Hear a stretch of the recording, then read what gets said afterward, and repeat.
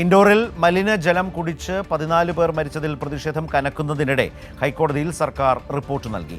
ഈ മാസം 6-ന് ഹൈക്കോടതി കേസ് പരിഗണിക്കും. നിലവിൽ ഉദ്യോഗസ്ഥർക്കെതിരെ നടപടിയെടുത്ത് മുഖം രക്ഷിക്കാനാണ് BJP ശ്രമം. 30ഓളം ആളുകൾ ഇപ്പോഴും ICUവിലാണ്. കുടിവെള്ള പൈപ്പിലൂടെ വരുന്ന വെള്ളത്തിൽ പ്രശ്നമുണ്ടെന്ന 2 മാസം മുന്നേ ഭഗീരഥ്പുര നിവാസികൾ ഇൻഡോർ കോർപ്പറേഷന് പരാതി നൽകിയിരുന്നെങ്കിലും അധികൃതരുടെ അനാസ്ഥയാണ് വലിയ ദുരന്തത്തിന് വഴിവെച്ചത്. മരിച്ചവരിൽ 10 വർഷം കാത്തിരുന്ന പിറന്ന 6 മാസം പ്രായമായ കുഞ്ഞുമുണ്ട്. കുഞ്ഞിന്റെ കുടുംബം പ്രതിഷേധമായി സർക്കാർ പ്രഖ്യാപിച്ച ധനസഹായം നിരസിച്ചു. അതേസമയം മോദി സർക്കാർ തുടർച്ചയായ 8 വർഷമായി ശുചിത്വ നഗരമായി തെരഞ്ഞെടുക്കുന്ന ഇൻഡോറിലാണ് ദുരന്തമെന്നതിനാൽ ഉദ്യോഗസ്ഥർക്കെതിരെ നടപടിയെടുത്ത മുഖം രക്ഷിക്കാനാണ് BJP ശ്രമം.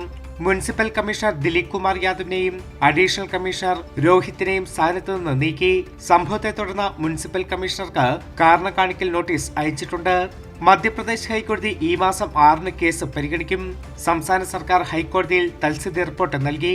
വിഷയത്തിൽ ഇടപെട്ട മനുഷ്യാവകാശ കമ്മീഷൻ ചീഫ് സെക്രട്ടറിക്ക് റിപ്പോർട്ട് നൽകാൻ 2 ആഴ്ച സമയമാണ് നൽകിയിട്ടുള്ളത്. മലിനജലം കുടിച്ച് 1300-ലധികം ആളുകൾക്കാണ് ആരോഗ്യ പ്രശ്നം ഉണ്ടായത്. 30-ലധികം ആളുകൾ ഇപ്പോഴും ICUവിൽ തുടരുകയാണ്. കൈരളി ന്യൂസ്, ദില്ലി.